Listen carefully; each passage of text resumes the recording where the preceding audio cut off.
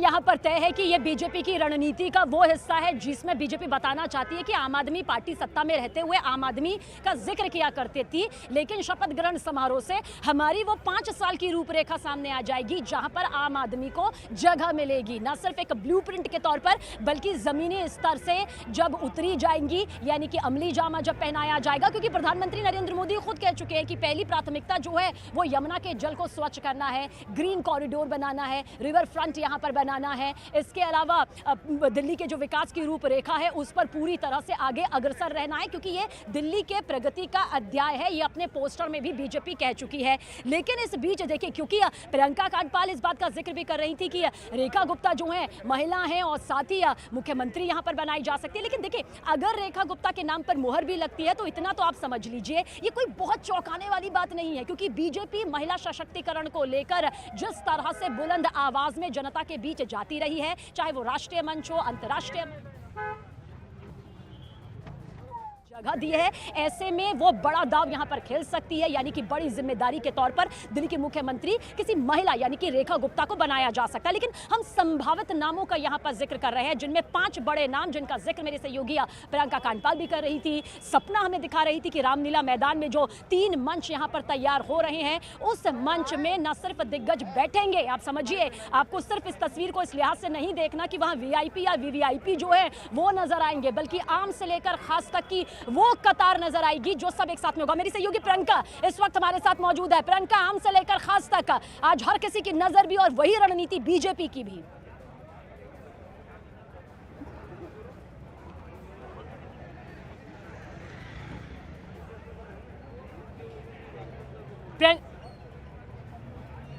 तो प्रियंका से हम यहाँ पर ये जानने की कोशिश दोबारा से करेंगे कि आम से लेकर खास तक आखिर एक ही कतार में जब कल पूरी तस्वीर नजर आएगी तो क्या बड़ा संदेश होगा, क्योंकि सपना इस वक्त रामलीला मैदान में आप वहाँ मौजूद हैं, आप मंच की तस्वीर भी दिखा रही हैं, वो तैयारियां भी यहाँ पर दिखा रही हैं जो कि अमूमन अब अपने अंतिम चरण पर है। ये एक बड़ा संदेश देता हुआ नजर आएगा कि बीजेपी जो है वो सिर्फ 5 साल की रणनीति तैयार नहीं कर रही है, यहाँ से वो अपने भविष्य की उस रणनीति को तैयार कर रही है जो देश की राजधानी से देश की सियासत तक गूंजेगी।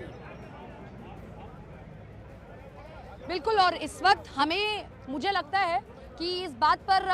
और चर्चा करनी चाहिए कि चेहरा कौन, और अगर वाकई में रेखा गुप्ता है तो ये एक बड़ा दाव है भारतीय जनता पार्टी का। शीला दीक्षित के कार्यकाल को आज भी कई लोग दिल्ली में अगर आप जाएंगी तो बात करते हैं उस पर, और उस पर चर्चा करते हैं कि भाई एक महिला मुख्यमंत्री थी जो महिलाओं के बारे में सोचती थी। और एक चीज और, रेखा गुप्ता के साथ अगर आप शालीमार बाग जोड़ रही हैं तो शालीमार बाग से बड़ी जीत हासिल की आरएसएस की करीबी है, और ये हमने देखा है कि जब जब कोई आरएसएस का करीबी है तो उसको उस बात का एक प्लस पॉइंट मिलता है। और साथ ही साथ शालीमार बाग के आसपास कच्ची कॉलोनियां बहुत हैं, जो बड़ा वोटर बनकर दिल्ली के चुनाव में निकलता है। शायद यही कारण है कि रेखा गुप्ता को चुना जा सकता है और एक नई लकीर खींचने की कोशिश करेगी। अगर वाकई में यहां से कल रेखा गुप्ता या कोई बहुत चौंका देने वाला नाम अगर यहां से शपथ लेने जा रहा है तो एक बहुत बड़ा मैसेज न केवल दिल्ली के कैनवास पर बल्कि देश के कैनवास पर उकेरने की कोशिश करेगी भारतीय जनता पार्टी। मैं फिर कहती हूं कि शीला दीक्षित के कार्यकाल को आज भी लोग याद करते हैं। अगर आप दिल्ली में जाएंगी, सड़कों पर जाएंगी, लोग कहेंगे सड़कें तब बनी थी जब शीला दीक्षित की सरकार थी, एक महिला जब थी तो वो लोगों के इमोशंस को समझती थी।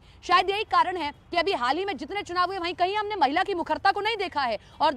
प्रधानमंत्री नरेंद्र मोदी थे, ये कहते हैं कि संसद में सबसे ज्यादा भागीदारी महिलाओं की होनी चाहिए, इसीलिए वो बिल लाया गया। शायद ये एक बड़ा कारण भी हो सकता है। प्रियंका अगर हमारे साथ जुड़ेंगी तो मैं लौटूंगा सपना आपके पास बनी रहे। तो बस अब 3 घंटे का वक्त शेष है, 7 बजे विधायक दल की बैठक होगी। 2 पर्यवेक्षक तय कर दिए गए हैं बीजेपी की तरफ से, रविशंकर प्रसाद और ओपी धनखड़, यानी रात 8 बजे तक ये फाइनल हो जाएगा कि दिल्ली का नया सीएम कौन होगा। यानी 5 नाम जो अभी आगे चल रहे हैं उसमें से कोई एक चुना जाएगा दिल्ली का नया सीएम, ये क्लियर हो जाएगा कम से कम रात 8 बजे तक। खबर पर हमारी नजर